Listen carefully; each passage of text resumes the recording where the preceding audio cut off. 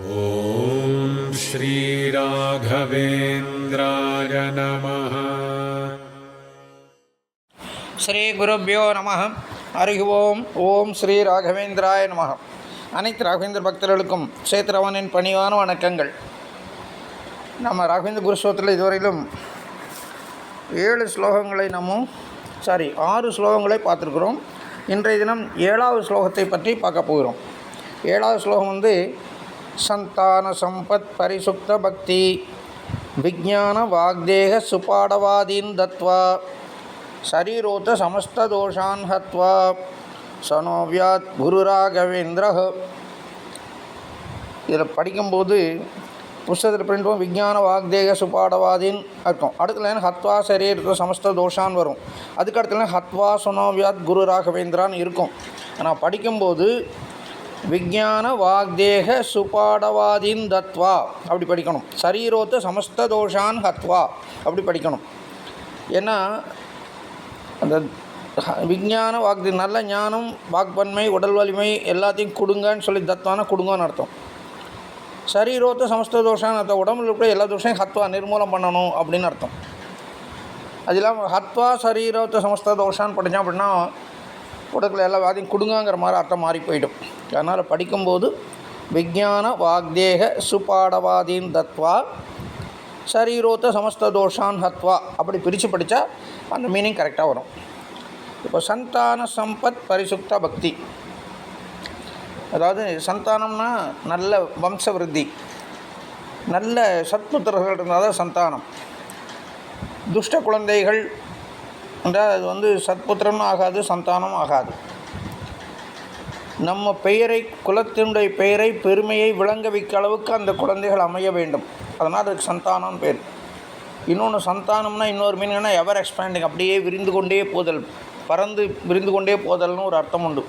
அப்படி பார்த்தா அது மகாவிஷ்ணுவை குறிப்பதாக சொல்லலாம். சந்தானம் ஆனால் இந்த இடத்துல நம்ம வம்சவருத்திக்காக குழந்தைகள் பாக்கியம், சத்புத்திர பாக்கியத்தை கேட்குறோம். பரிசுத்தமான பக்தி, பக்தியிலே 2-3 பல்வேறு விதமான பக்திகள் இருக்கின்றன. உண்மையான பக்தி வேறு, எனக்கு அது கொடுத்தா நான் பக்தி பண்ணுறேன், எனக்கு இந்த காரியம் சரியாக வந்தால் நான் கோயில் நான் தரிசனம் பண்ணுறேன், இல்லை எனக்கு இந்த காரியம் வெற்றி அடைந்தால் நான் உண்டியில் 1000 ரூபா போடுறேன். இந்த மாதிரி நம்ம வியாபாரம் பேசுகிறது ஒரு விதமான பக்தி. இன்னொன்று பரிபூர்ணமாக சரணமடையக்கூடிய ஒரு பக்தி. அதை பற்றி நம்ம இப்போ பார்க்க போகிறோம். 9 விதமான பக்தியை பற்றி பிரகலாதன் சொல்லியிருக்காரு. அதை பார்க்கலாம். பரிசுப்த பக்தி விஜான வாக்தேக சுபாடவாதேன், நல்ல வாக்குவன்மை, நல்ல ஆரோக்கியம் தத்வா கொடுங்கள். சரீரோத்த சமஸ்த தோஷான் ஹத்வா, உடம்புல இருக்கிற அத்தனை தோஷங்களும், அதாவது வியாதிகள் இருந்து மனசுக்கு அழுக்குகள், அதாவது காம குரோத மோக மதம் ஆச்சரியங்கரமான அந்த மாதிரி தவறான எண்ணங்கள் உள்ளுக்குள்ளே இருக்கும். குரோதம் இதெல்லாம் இருக்கிறது, கோபம், எரிச்சல், இதெல்லாம் அதையெல்லாம் இல்லாமல் எனக்கு ஹத்வாதல் நிர்மூலம் பண்ணுங்க. சனோவியாத் குரு ராகவேந்திரா, இதையெல்லாம் செய்து நம்ம குருராஜர் நம்மை காப்பாற்றட்டும் என்பதாக நம்ம இதனுடைய பொருள் இது. இப்போ இதில் சந்தான சம்பத் பரிசுத்த பக்தினா அது எப்படி பொருள் விடலாம். சந்தானம்னு சொன்னால் அதுக்கு ஒரு மீனிங் என்னன்னா எவர் எக்ஸ்பேண்டிங்னு சொல்லலாம். விரிந்து கொண்டே பறந்து விரிந்து கொண்டே இருக்கிறது. அது யார் அப்படின்னா சாட்சாத் மகாவிஷ்ணு ஒருவர் தான். அவரையே கேட்குறோம், அந்த மகாவிஷ்ணு என்னோடையே இருக்கிறதுக்கு நீங்கள் அனுகிரகம் பண்ணுங்கன்னு ஒரு மீனிங் எடுத்துக்கலாம். அதாவது மிக உயர்ந்த பக்தி, அதான் பரிசுத்த பக்தி. பக்தியில் நம்ம இவர் சொல்கிற பிரகலாதன் சொல்லும்போது நவவித பக்தியை பற்றி அவர் சொல்கிறாரு. நவவித பக்தி என்னன்னு கேட்டிங்கன்னா அது கீர்த்தனம் இறைவனை பற்றி சதாசுரனும் நம்ம குருவை பற்றியோ பாடல்கள் பாடி மனம் கனிந்து ரொம்ப மனமுருகி எப்போ பார்த்தாலும் ஒரு பாடிக்கொண்டிருத்தல் கீர்த்தனம். ஸ்மரணம், இறைவனையும் அல்லது குருவையும் சதா சர்வகாலம் நம்ம மனசுக்குள்ளே வச்சு தியானம் பண்ணிகிட்டே இருக்கிறது. அவருடைய பாடல்களை பாடுவது, அவர் மகிமைகளை நினைப்பது, அவர்களை பற்றி பேசுவது, இதெல்லாம் ஸ்மரணம். சிரவணம் கேட்டல், அந்த நம்ம சுவாமியினுடைய அல்லது நம்ம குருவினுடைய மகிமைகளை, அவருடைய பெருமைகளை, அவருடைய குணாசியங்களை எல்லாம் மற்றவர்கள் சொல்ல கேட்டு, உபன்யாசங்கள் மூலமாக சொல்ல கேட்டு நம்ம மகிழ்வது, ரசிப்பது. பாத சேவனம், குருவிற்கும் இறைவனுக்கும் நம்மால் முடிந்த அளவு தொண்டு செய்தல். கோயிலில் போய் உழவார பணிகள் செய்கிறது, குரு நம்ம உயிரோடு இருந்தார், அவரை பார்க்க முடியும்னு சொன்னால் அவருக்கு போய் அவர் தேவையான சேவைகள்லாம் செய்துங்க, அவர் தேவையான நிறைவேற்றி தருதல், அவருடைய கூட இருந்து அவர் சொல்வதெல்லாம் கேட்டு அதுபடி நடந்து கொள்ளுதல், இதெல்லாம் வந்து பாத சேவனத்தில் வரும். அர்ச்சனம், குருவுக்கும் அர்ச்சனைக்கும் நம்ம புஷ்பங்களாலும் அதில் வந்து தங்க காசுகளாலும் அர்ச்சனை செய்யலாம். மானசீகமாகவும் ஒரு மனசுக்குள்ளே தியானம் பண்ணி நம்ம புஷ்பங்களை கொண்டு நவரத்னங்களை கொண்டு அவளுக்கு அர்ச்சனை செய்யலாம். அப்படி அர்ச்சனம். அப்புறம் 6வது வந்து வந்தனம். கோயிலுக்கெல்லாம் சென்று அவருடைய இடங்களுக்கு வந்து அதிஷ்டானங்களை சென்று அவர்களை வழிபடுதல்.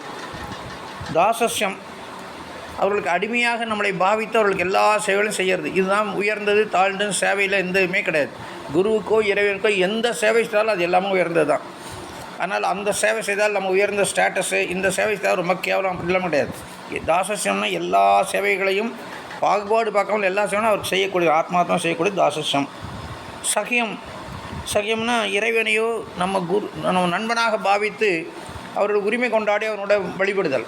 இப்போ அர்ஜுனனும் கிருஷ்ணனும் அப்படி தான் இருந்தாங்க. அர்ஜுனன் கிருஷ்ணனை பகவானாக பார்க்கல, நண்பனாக பார்த்து அவரோட பழகினான். ஆனால் அவருக்கு எல்லா சேவையும் செய்தானோ அவரை சதாசலம் வணங்கியும் வந்தான். குருவை பொறுத்தவரை சக்கியம் கொண்டாட முடியாது. குரு நீங்கள் எவ்வளோ வயதில் முதிர்ந்தவராக இருந்தாலும், எவ்வளவு தெரிந்தவர்களாக இருந்தாலும், ஞானம் உள்ளவர்களாக இருந்தாலும், உங்களுடைய குருவுக்கு நீங்கள் சமானமாக எப்பொழுதுமே இருக்க முடியாது, நண்பராக எப்பொழுதும் ஏற்க முடியாது. அவர் எப்பொழுதுமே குரு அவர் உயர்ந்த ஸ்தானத்தில் தான் அவரை வைத்து, அப்போ தான் அது குரு உயர்ந்த ஸ்தானத்தில் வைத்து அவரை வணங்க வேண்டும். நீங்கள் எவ்வளோ வயதானவங்களாக இருந்தாலும் சரி, நிறையா அவரை விட உங்களுக்கு ஞானம் இருந்தாலும் கூட உங்களுடைய குரு என்று சொன்னால் அவர் வந்து உங்களை விட உயர்ந்த ஸ்தானத்தில் வைத்தான் நீங்கள் வழிபட வேண்டும். அதுதான் சக்கியம். இதில் கடைசியாக பார்த்திங்கன்னா ஆத்மா நிவேதனம். தன்னுடைய வாழ்வையே இறைவனும் அல்ல குருனும் ஒப்படைத்து விடுதல். அவர் கம்ப்ளீட்டாக நம்மையே அவனை அர்ப்பணிச்சிடுறது. அதுக்கப்புறம் 2வது திங்கிங்கே கிடையாது. அப்படி இருக்கிறது ஆத்மா நிவேதனம். இது மாதிரி பிரகலாதன் வந்து 9 விதமான பக்திகளை சொல்லியிருக்கார். அந்த நவவித பக்தியில் ஏதோ ஒரு பக்தி இல்லை, அதில் எவ்வளோ மேக்ஸிமம்னா அதை நம்ம ஃபாலோ பண்ணி பக்தி செய்கிறது ரொம்ப விசேஷம். சந்தான சம்பத் பரிசுத்த பக்தி. இந்த சந்தானங்கிற சந்தானங்கிற இந்த இடத்துல எவர் எக்ஸ்பேண்டிங்னு சொன்னேன் இல்லையா, பறந்து விரிந்து போய்கொண்டே இருக்கிறது சந்தானம்னு ஒரு மீனிங் உண்டு. அப்படி யாருன்னா அது மகாவிஷ்ணு தான். அவரே எனக்கு கொடுன்னு சொல்லி இறைவனிடம் பிரார்த்தனை பண்ணுறார். குருவாயூர் கேட்குறாரு, அந்த இறைவனை என்னுள்ளே வசிக்கிறதுக்கு எனக்கு வழி பண்ணி அனுகிரகம் பண்ணி கொடுங்க. அப்போ எப்படி வரணும்? அவரை வைத்து கொண்டு நம்ம வந்து விளையாடக்கூடாது. பரிசுத்த பக்தி வேணும். உண்மையான பக்தியோடு அவரை வழி பண்ணக்கூடியது. அந்த சம்பத்து தான் எனக்கு வேணும். சாட்சாத் அந்த இறைவன்கிற மிகப்பெரிய சம்பத்தை எனக்கு கொடுத்து அவரை வழிபடுவது பரிசுத்த பக்தி. அவரை நம்ம மனசுக்குள்ளே வச்சு எப்பொழுதும் வழிபடுறதுக்கு என்ன ஒன்றும் உண்மையான பக்தி வேணும். அந்த இதை கொடுங்கள் என்று சொல்லி இந்த இடத்துல கேட்பதாகவும் நாம் பொருள் கொள்ளலாம். 2 விதமாக அந்த சந்தான சம்பத் பரிசுத்த பக்திங்கிறது இந்த 2 விதமாக நாம் பொருள் கொள்ளலாம். ஆக இந்த இடத்துல வந்து குருராஜரிடம் நம்ம என்ன கேட்குறோம்னா, நமக்கு நல்ல ஞானம், நல்ல ஆரோக்கியம், நல்ல உண்மையான பக்தி, நல்ல வம்சவர்த்திக்கு சத்புத்திரர்கள் இவரெல்லாம் வேண்டும் என்பதாக சொல்லி குருராஜரை பிரார்த்தனை பண்ணுவதாக அமைந்திருக்கிறது இந்த ஸ்லோகம். இந்த ஸ்லோகத்துக்கு சம்பந்தமாக ஒரு அருமையான ஒரு நிகழ்ச்சியை நம்ம இந்த இடத்துல நான் உங்களோட கலந்து கொள்ள விரும்புகிறேன். அதாவது ராகவேந்திர சுவாமியோட சரித்திரத்தில் வரும்போது அவருக்கு அப்புறம் ராகவேந்திர சுவாமிக்கு அப்புறம் இந்த ஸ்ரீமடத்தில் ராகவேந்திர சுவாமிக்கு அப்புறம் 12ஆவதாக வரக்கூடியவர் வந்து சுஞானேந்திர தீர்த்தர் என்ற ஒரு மகான் அந்த பீடத்திலே வந்தார். அவர் வந்து 1836 1861 வரையிலும் குருராஜரிடம் நிறைய சேவைகளை செய்தவர். அவர் அவங்களுடைய பூர்வாசிரம அண்ணன் மகன் வந்து வேணுகோபாலாச்சார்னு இருந்தார். அவர்கள் தான் அந்த வேணுகோபால் தான் பிற்காலத்தில் வந்து சுக்ருதேந்திர தீர்த்தர் என்ற பெயரோட மடத்தை மீண்டும் அவரும் பீடத்துக்கு அலங்கரித்தார். ஆனால் அவர் சன்னியாசம் ஏற்பதுக்கு முன்னால் அவர் பேர் வேணுகோபாலாச்சார்னு பேருது. அவர் வந்து இந்த சுஜானத்துடைய அண்ணன் மகன். அவர் இந்த வேணுகோபாலாச்சார் மற்றும் கங்காபாய், அவருடைய மனைவி பேர் கங்காபாய். இவங்க 2 பேர்த்துக்கும் வந்து முதல்ல ஒரு பெண் குழந்தை பிறந்தது.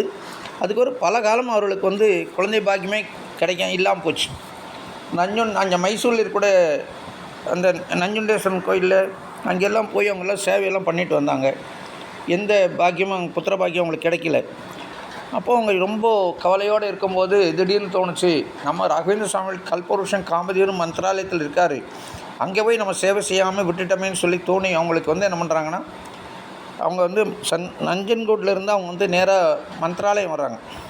மந்திராலயம் வந்து 48 நாட்கள் சங்கல்ப சேவை செய்தால் தீர்மானம் பண்ணி அங்கே வந்து கடுமையான விரதத்தோடு அவங்க சேவை செய்கிறாங்க. ஒரு நேரம் மத்தியானம் மடத்தில் சாப்பாடு பிரசாதம், அதோடு சரி. காலையில் உணவில்லை, இரவு உணவில்லை. இரவு 2 பழம் சாப்பிடுவாங்க. அப்புறம் காலையிலும் மாலையும் குளித்து விட்டு பிரவேச நமஸ்காரங்கள் செய்கிறது, ராகவேந்திர குருஸ்தோத்திரம் சொல்வது, அஷ்டாட்ச மந்திர ஜபம் செய்வது, பஜனைகள் பாடுவது, அவருடைய கிரந்தங்களை படிப்பது, இந்த மாதிரி அந்த 24 மணி நேரம் சதாசர்வகாலம் குருராஜருடைய தியானத்திலேயே அவங்க 2 பேர் தம்பதிகள் வாழ்ந்து வந்தார்கள். அப்படி அவர்கள் பிரார்த்தனை பண்ணிட்டு வந்து 48 நாள் முடிஞ்சிடுச்சு. அவருக்கு எந்த சொப்பனம் ஆகலை. அவங்க பிரார்த்தனை என்னென்னா, எனக்கு உங்களுக்கு ஆண் குழந்தை வேணும், எல்லோரும் கேட்கணும். ஆண் குழந்தை கேட்கல, எனக்கு ஒரு சத்புத்திரன் வேணும். அந்த புத்திரன் உங்களுடைய அத்தியந்த பக்தனாக இருப்பேன், உங்களுக்கு அடிமையாக சேவை செய்வனாக ஒரு நல்ல பக்தன் வேணும். எனக்கு சாதாரண குழந்தை எங்கேயோ ஸ்கூலில் படித்தது, காலேஜில் படித்து, கம்பெனியில் பெரிய வேலைக்கு போச்சு, நிறையா சம்பாதிச்சு, வீடு கட்டுச்சு, பங்களா கட்டுச்சு, தோட்டம் தர வாங்குச்சு, அப்படியெல்லாம் அவர் கேட்கவே இல்லை. எனக்கு ஒரு நல்ல சத்புத்திரன் வேணும். அந்த சத்புத்திரன் உங்களுடைய பக்தனாக, உங்கள் அடிமையாக, உங்களுக்கு சேவை செய்வனாக, அந்த வாழ்நாள் பொழுதும் தன்னை உங்களுக்கு அர்ப்பணிப்பவனாக ஒரு குழந்தை எனக்கு வேணும்னு சொல்லி அவர் கேட்குறார். வேணுகோபாலாச்சாரம் கங்குபாய் தம்பதிகள். ஸோ 48 நாட்கள் இவங்க தொடர்ந்து சேவை செய்து வரார்கள். 48 நாள் வரையில் எந்த சொப்பனமும் அவங்களுக்கு ஆகலை. 48ஆம் நாள் முடிஞ்சுது. சரி, அவங்க சொன்னாங்க, இன்றைக்கி குருராஜர் நமக்கு இன்னும் அனுகிரகம் பண்ணல, அவரோட சித்தம் என்னன்னு தெரியல. சரி, அடுத்த நாள் ஹஸ்தோதம் கொடுத்துட்டு நஞ்சன்கூடு திரும்பி போகலான்னு பிளான் பண்ணுறாங்க. 48 நாள் சேவை முடிந்த அன்றைக்கு தம்பதிகள் இருடைய கனவிலுமே ராகவேந்திர சாமியில் தோன்றி ஒரு தாம்பாளத்தில் மல்லிகைப்பூ, ராமர் விக்கிரகம், பழங்கள், மந்திராட்சதை எல்லாம் வச்சு 2 பேருக்கு சொப்பனத்தில் கொடுக்குறாரு. அது 2 தம்பதிகளுக்கும் அதே மாதிரி சொப்பனம் ஏற்பட்டது. அதில் வந்து அவங்களுக்கு அந்த இதை பார்த்தோன்னா அவ்வளோ சந்தோஷம். சரி, குருராஜன் நம்ம அனுகிரகம் பண்ணிட்டான்னு சொல்லிவிட்டு நேராக அவங்க வந்து அந்த அடுத்த நாள் ஹஸ்தோதம் கொடுத்துட்டு சொல்கிறார். அந்த சொப்பனத்தில் அவர் சொல்கிறார், ராகவேந்திர சாமி சொல்கிறார், உங்களுக்கு ஒரு நல்ல, நீங்கள் விருப்பப்படி உங்களுக்கு சத்புத்திரன் பிறப்பான், அவன் என்னுடைய சேவை செய்து கொண்டு இருப்பான் என்று சொல்லி ராகவேந்திர சாமி சொப்பனத்தில் சொல்கிறார். அவர் அதை கேட்டு அவர் ரொம்ப சந்தோஷப்பட்டு ஹஸ்தோதம்லாம் கொடுத்துட்டு அவங்க நஞ்சன்கூடு திரும்பி போகிறாங்க. அப்போது நஞ்சன்கூட பீடாதி இருந்தார் சுப்ரஜேந்திர தீர்த்தர் என்று தான் வந்து பீடாதி இருந்தார்.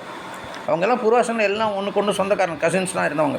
அவர்கிட்ட போய் நடந்து வித்தான்னு சொன்னோன்னே அவர் சொல்கிறாரு, ராகவேந்திர சாமி உங்களுக்கு வந்து அனுகிரகம்னு உண்மையிலேயே நீங்கள் கேட்ட மாதிரி சத்புத்திரன் மாத்திரமில்லை, ராமர் விக்கிரகம் கொடுத்தது எதுக்கு அடையாளம்னா, அவன் பீடத்திலே வருவான். ராகவேந்திர சாமி இந்த மடத்திலே வரக்கூடிய இந்த பீடாதித்தில், இந்த ஸ்ரீமடத்தினுடைய பீடாதியாக வரக்கூடியவன் ஒரு உங்களை பிறக்க போகிறான், அதனால் நீங்கள் சந்தோஷப்படுங்கள், குருராஜ் உங்களை அனுகிரகம் பண்ணிட்டான்னு சொல்லி அவர் ரொம்ப சந்தோஷப்படுத்தி அவங்க இது பண்ணாங்க. அதுக்கப்புறம் கங்காபாய் கர்மம் மற்றும் 9 மாதம் கழித்து 1896 துன்மிக வருஷம் மார்கசீர சுக்லபக்ஷம் பௌர்ணமி திதி அன்னைக்கு அவங்களுக்கு சத்புத்திரன் பிறக்கிறான். அவருக்கு எல்லா அந்த ஜாத நாமகரணம் எல்லாம் செய்து அவருக்கு சீனிவாச நஞ்சுண்ட ராகவேந்திரன் என்று பெயர்க்கார். சீனிவாச நஞ்சுண்ட ராகவேந்திரன் பெயர் வைக்கிறார். அந்த குழந்தையை பிற்காலத்தில் சீனிவாசமூர்த்தி ஆச்சாரியார் என்று எல்லாரும் பெயர் பெற்று பிரபல்யமாக நல்ல பாண்டித்யம் பெற்றவரானார்.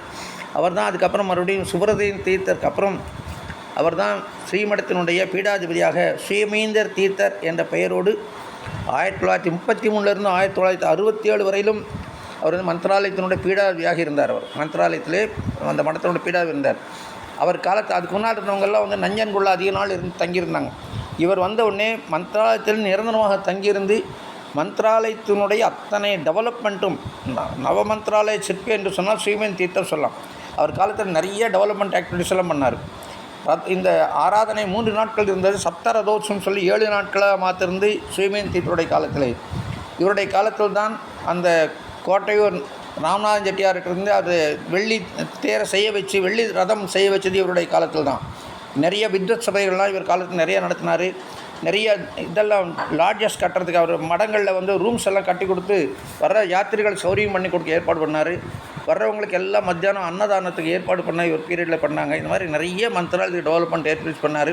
அதோட மிக முக்கியமாக ஒரு என்ன சேவை செய்தார்னு சொன்னால், மந்திராலயத்தில் ராகவேந்திர சாமி பீரியடில் நிறைய நிலங்கள் எல்லாம் தானமாக வாங்கி வச்சிருந்தார். 10,000க்கும் மேற்பட்ட நஞ்சை நிலங்கள் எல்லாம் அவர் பீரியடில் வந்து தானமாக.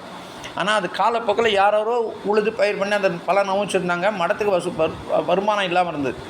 இவர் பீரியடில் போய் இவருக்கு திவானாக இருந்தவர் பின்னால் சுஜீந்தர், இவருக்கு அப்புறம் பெற்றது சுஜீந்தர் தீர்த்தருங்கிறவர், இப்போ இருக்க பீடாதிபதிகளுடைய பூர்வாசம தாத்தா.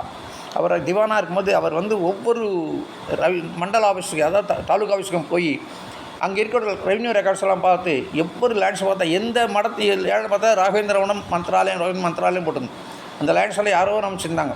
அந்த டீட்டெயில்ஸ் எல்லாம் கலெக்ட் பண்ணி யார் யார் பொசஷனில் இருக்குன்னு பார்த்து அந்த அந்த நிலங்களை எல்லாம் மடத்துக்கு மீட்டு, இல்லைன்னா அவங்க மடத்துக்கு வருமானத்துக்கு வழி செய்து கொடுத்து அவர் பீரியடில் தான் நிறைய அந்த மாதிரி பண்ணாங்க. இன்றைக்கி அன்னதானம் இவ்வளோ தூரம் மந்திரம் நடக்குதுன்னா அன்றைக்கி அதுக்கு அது அடித்தளம் விட்டு அதுக்கு ஏற்பாடு செய்தவர் சுயமேந்தி தரும் அவருடைய திவானாக இருந்த பிற்காலத்திலே இது சுஜேந்திரா வந்தவருமான அவருடைய திவானம் தான். ஸோ இவங்க பீரியடில் மந்திராலயத்தில் நிறைய நிகழ்ச்சிகள் நடந்து ராகவேந்திர சுவாமிகிட்ட அவர் கேட்டது என்னென்னா, சத்புத்திரன் மாத்திரம் இல்லை, உங்களுக்கு சேவை செய்யக்கூடிய ஒரு நல்ல பக்தன் வேணும்னு கேட்டார். ராகவேந்திர சுவாமி அருமையான ஒரு பக்தரை அவருக்கு அனுகிரகம் பண்ணார். அவர் வந்து 1931 1967 மந்திராலயத்தில் அவ்வளோ டெவலப்மெண்ட் கொண்டு வந்து கொடுத்தார். இன்றைக்கி நவபிரந்த் மந்திராலயம் இன்றைக்கி இவ்வளோ தூரம் வரதுக்குன்னா இன்றைக்கி ஃபவுண்டேஷன் போட்டது சுயமேந்தி தீர்த்தர். அப்பேற்பட்ட மகான் ராகவேந்திர அனுகிரகம் பிறந்து ராகவேந்திர சேவை செய்தார்.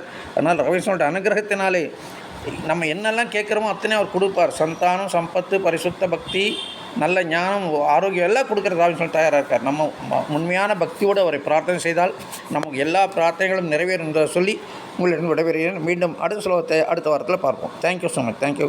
குருராஜ் அர்ப்பணம். ஓம் ஸ்ரீ ராகவேந்திராய நமः.